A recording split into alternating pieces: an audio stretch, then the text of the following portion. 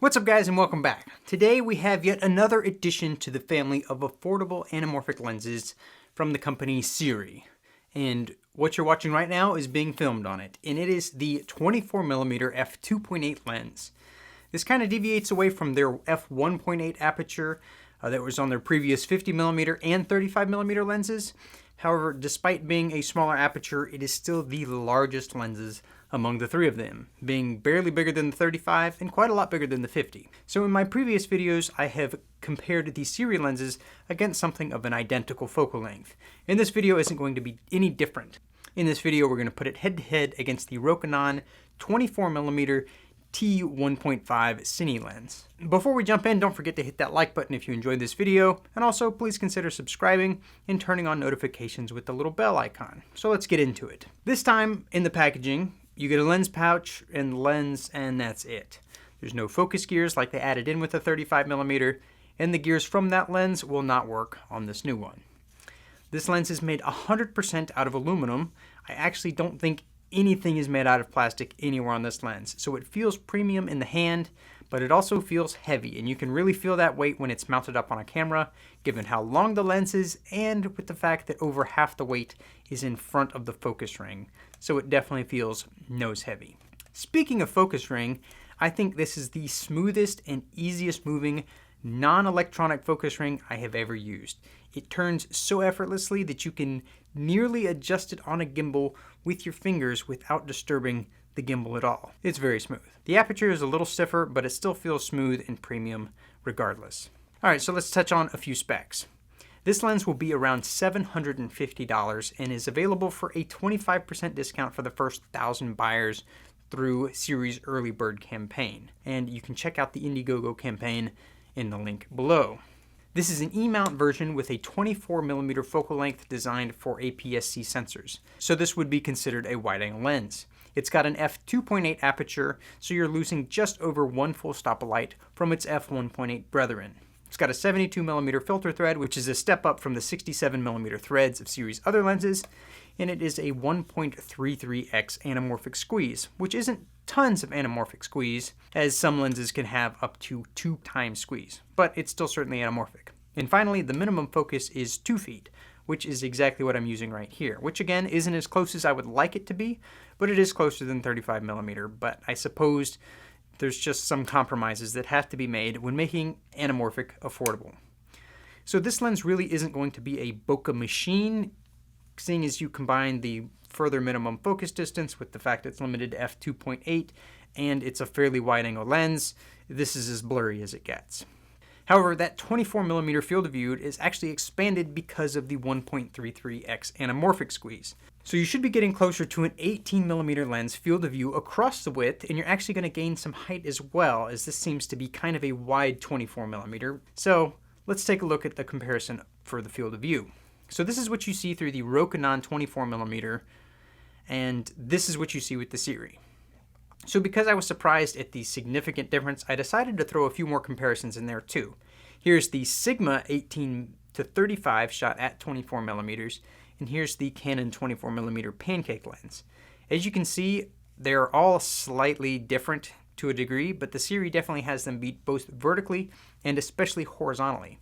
So according to the 1.3x squeeze, we should be getting an 18mm field of view, but as we saw, the Sirui was a little bit wider than 18mm, and the same goes for the vertical field of view at 24mm. So you can see what this lens can do with video for the most part through the intro, but let's take a deeper dive into the image quality of the Sirui, a lens that comes in at $750 compared to the Rokinon, which comes in at $450, and you have to pay for an adapter. So right away, let's address the biggest physical difference, the aperture. The Rokinon T1.5, which is clearly based off of their f1.4 non-Cine lenses, so I'll show a couple comparisons with the f1.4, but for the most part, I will stop it down to 2.8 for the image quality sharpness comparisons. So with the Rokinon at T1.5, you get a very soft image, but it still kind of fits an artistic look that you would see in some movies. It's got like a built-in diffusion filter, essentially that's how soft it is. But stopping down to f2.8, you get a very sharp image, surprisingly so given how soft it was at T1.5.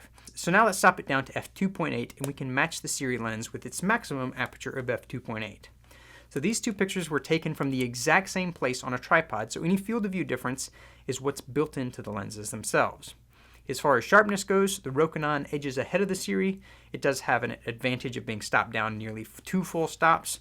But what's interesting to look at here is the background blur. Given that the focal lengths are matched and the aperture is matched, you'd expect the same background blur, but the Rokinon appears to have quite a bit more. I don't know exactly how more expensive anamorphic lenses compare to this, but it leaves me to believe that there's some kind of wide-angle tomfoolery going on here, because a wider angle lens with the same aperture will give you less background blur, which is what we're seeing here. Stopping down to f5.6, you see more of the same with the background blur, but this time the sharpness between them seems nearly equal.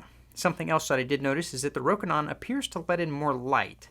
This is probably due to the fact that it's marked for T stops and the Sirui is marked for F stops, and there's about 1 full stop of difference in the light gathering between them, which can be seen in the ISO that was selected for each of these images. Also, before I go on any further, my light is actually casting some kind of lens flare on here, so I'm just going to leave that in, and it's the anamorphic look, right? Anyways, so this picture here is also a reasonably good indicator of the field of view difference between these two lenses. The Sirui demonstrating its anamorphic wide angle, which we saw earlier, is wider than 18, and we also see that we're getting a good bit of extra vertically, capturing the top of the streetlight over here, as well as more of the chairs in the bottom of the image. So potentially you could move closer to the subject to match the framing and get some additional background blur, bringing it closer to what we saw with the Rokinon at the same aperture. Regarding that, you are limited to how close you can get, especially compared to the Rokinon, seeing as this is your minimum focus distance with the Sirui, and this is your minimum focus distance with the Rokinon. Now, I would say that's a kind of noticeable difference, wouldn't you? And it certainly opens the door for way, way different shots done on the Rokinon that would be completely impossible on the Sirui. But here we have the Sirui minimum focus and the Rokinon shot from the exact same place at f2.8, and they're so very different, it's as if there's almost nothing the same between the two lenses, even though they were technically shot at the same focal length and aperture. So one thing that really can't be ignored at this point is the color rendition. I think that what's coming out of the Sirui is way nicer looking than what the Rokinon is producing. Can this be fixed in post? Sure. but is the Sirui going to give you a more pleasant color right out of the gate and make life in post-production a little easier? I think so. So I know that sharpness technically doesn't matter when it comes to video lenses, but it's good to at least see what the capabilities of a lens are, especially when comparing with something that's been on the market for years now and would appear to be a direct competitor with the Sirui. But I honestly think that just how different the images look, you could almost justify getting both lenses and using them for separate things altogether. I really do like the look that the Sirui gives, the aspect ratio, the field of view, the color, they all appeal to me. I like them.